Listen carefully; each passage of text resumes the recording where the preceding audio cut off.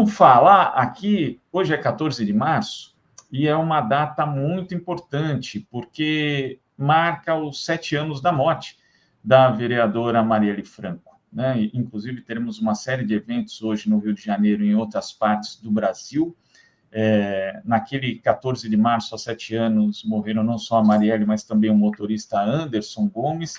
E a gente conversou com a mãe da Marielle, a Marinete Silva, que é advogada, integrante da Comissão de Direitos Humanos da OAB do Rio de Janeiro, para falar sobre esse mês de março, porque tem uma extensa programação, inclusive de atividades do Instituto Marielle Franco, não só para relembrar, relembrar aqui o que foi a trajetória da vereadora, também o seu legado, para cobrança de justiça, inclusive, em relação ao caso, já que nós tivemos a condenação em outubro do ano passado dos ex-policiais militares acusados pelo crime, o Rony Lessa e o Elcio de Queiroz, mas, como diz aqui a Marinete Silva, a luta por justiça, né, pela Marielle continua. Então, a gente vai acompanhar aqui um trechinho da conversa com ela, agora aqui no Outras Palavras. Esses dados muito claro, né? Eu acho que não só defensor de direito humano. Aliás, não é esse vídeo aqui, vamos agora com esse trecho. É um marco dessa história que a gente vive com a Marielle. Viver massa é tudo muito simbólico e, ao mesmo tempo, emblemático. A gente vem de um ano que temos tido uma condenação, né? A partir daí, acho que tem uma mudança significativa em todo o processo político, né? E também judicial da Marielle, e março traz isso, março traz a gente, as mulheres, né, a família nas ruas, reivindicando, falando sobre a história da Marielle, falando sobre justiça, falando sobre dignidade, falando sobre barbárie que foi a morte da minha filha. Então, a gente vem com essas ações, não só aqui no Rio de Janeiro, mas em todo o Brasil. A gente conta com essas sementes que espalhadas pelo Brasil inteiro, né, falando sobre, né, fazendo acontecer esse março, que não traz só a história da Marielle, mas traz 21 dias, né, sobre tudo isso que tem acontecido no Brasil e no mundo, e é muito bom estar hoje tendo a oportunidade de falar também do que nós vamos fazer a partir de hoje. Hoje já temos feito nesse março, e continua aí, principalmente a partir hoje e amanhã, que traz o 14 como uma referência, como uma história, né, com a história de dor também, mas também de muita luta, de muita resiliência, né, e resistência para a gente enquanto família. E é importante, no caso, marcar essa data, porque nesses 7 anos houve avanços, né, principalmente em relação à responsabilização dos agentes, tanto dos executores como aqueles que são classificados como mandantes, mas, inclusive, ali no texto da programação, das atividades, é uma pergunta que continua ecoando, né? Quem mandou matar Marielle Anderson? Essa é uma trajetória de busca por justiça que não se encerra nesse julgamento, nesse processo judicial que está em curso, dona Marinete?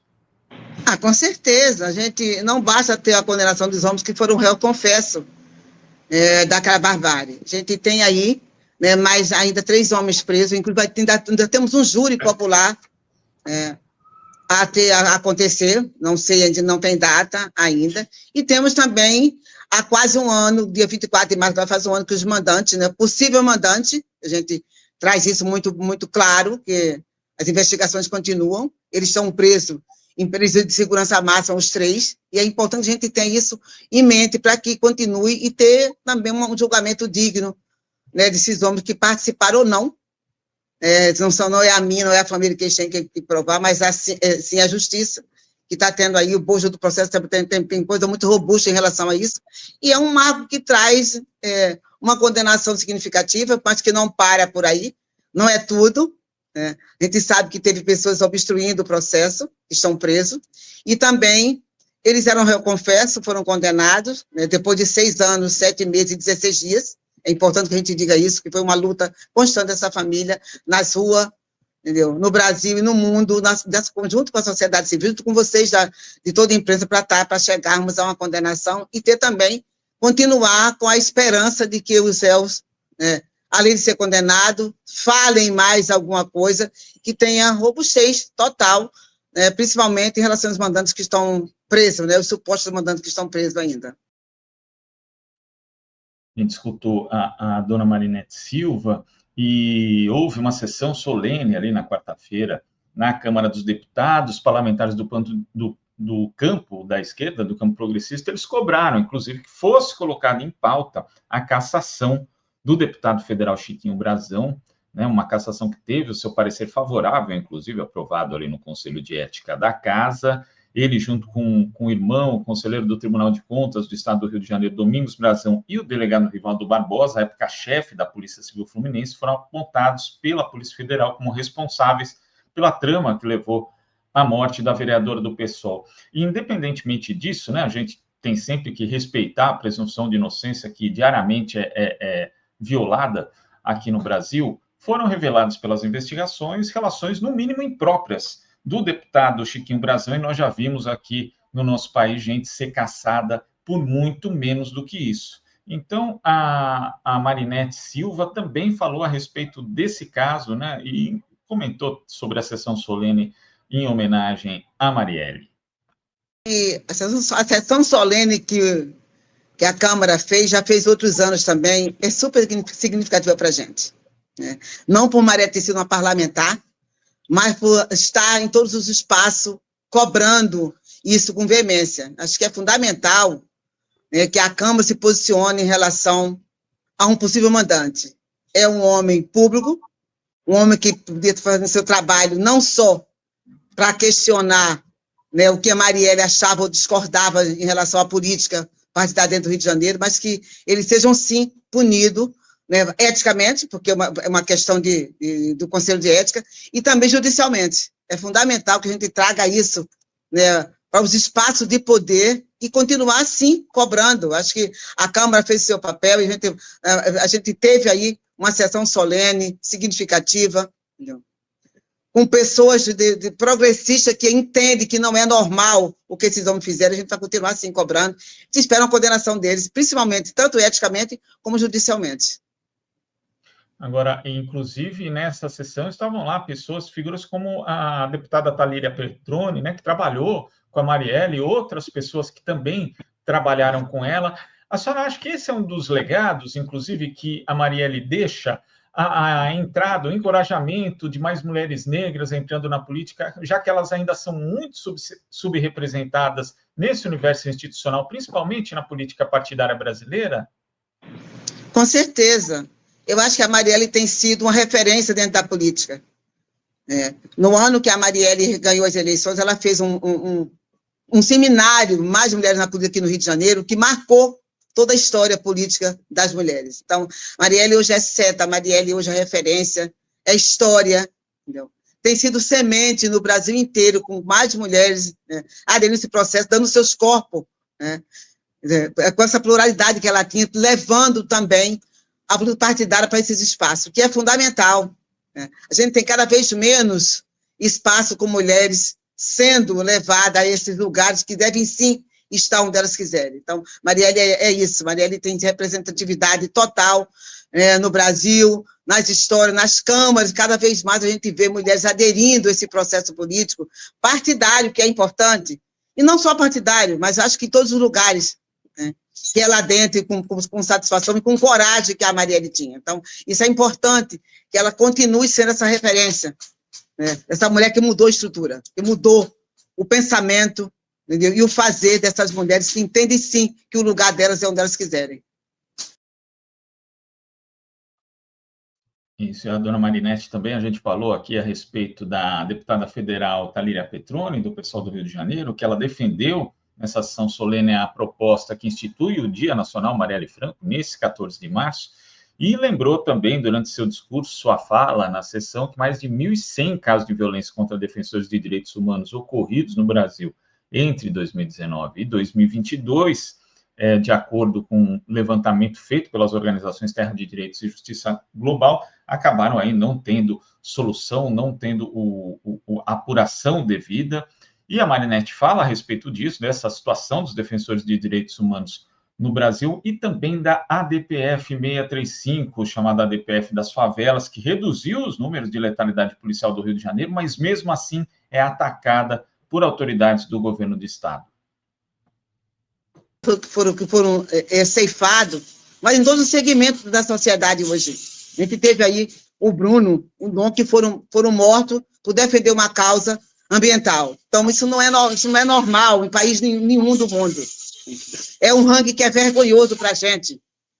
É difícil a gente ter esse entendimento ainda que defender o outro, defender a mim, defender a você, ainda é uma causa que incomoda as pessoas.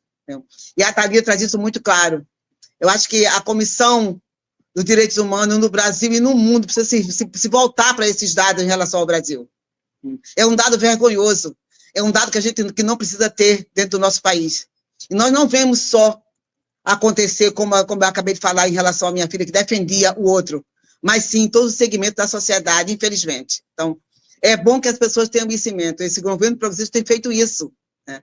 Tem levado essas pautas cada vez mais longe, cada vez mais presente nas câmaras, nos espaços de poder, para que as pessoas tenham consciência que não é normal tirar a vida de nenhum defensor, seja lá de qualquer segmento que tenha dentro da sociedade brasileira no mundo.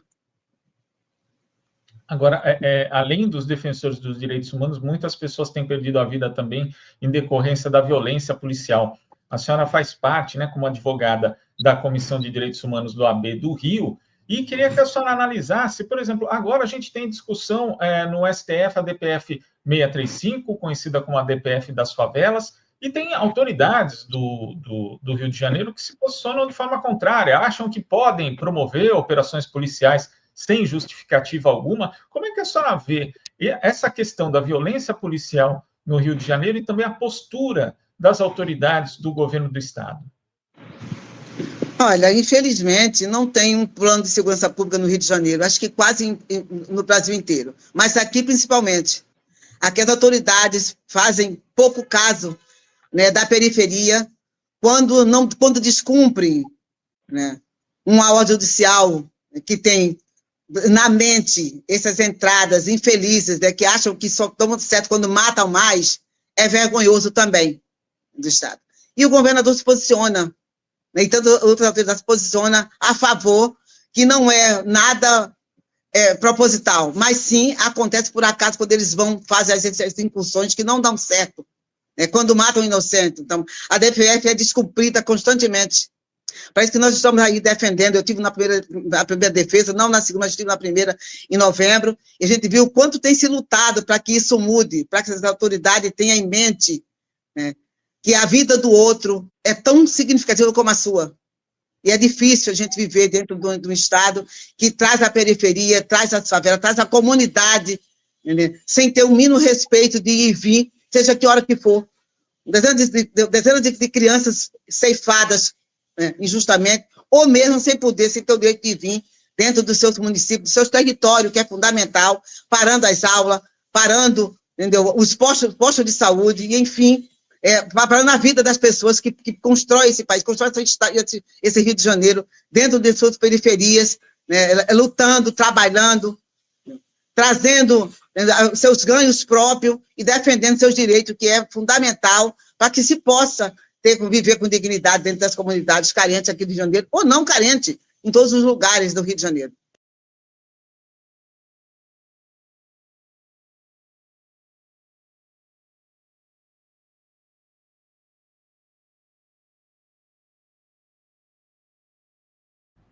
Glauco, você está sem voz. Você está com o microfone desligado. Verdade, obrigado, Antônio. A gente ouviu a dona Marinete, mãe da Marielle. Se você está acompanhando esse programa ao vivo aqui, a partir das 9 horas, daqui a pouco, portanto, vai ter uma missa em memória dela, com a presença de familiares, autoridades, defensores dos direitos humanos na Igreja Nossa Senhora do Parto, no Rio de Janeiro. E também das 5 da tarde às 11 da noite acontece o Festival Justiça por Marielle Anderson, na Praça da Pira Olímpica, vão ter shows, apresentações gratuitas, feira gastronômica, oficina de bordados, e o Espaço Justiça por Marielle Anderson, que conta com uma sessão interativa e exposição de fotos da memória das vítimas. Então, sempre importante discutir, primeiro, registrar esse assassinato que, na verdade, se reflete, né? Esses dois assassinatos que se refletem na trajetória, na história do Brasil, na trajetória de muitos defensores de direitos humanos, e que não só seja alcançada a justiça nesse caso, mas que isso não se repita mais no Brasil, que infelizmente continua ocupando uma posição vergonhosa no ranking de violações dos direitos humanos, de ataques aos defensores desses direitos humanos.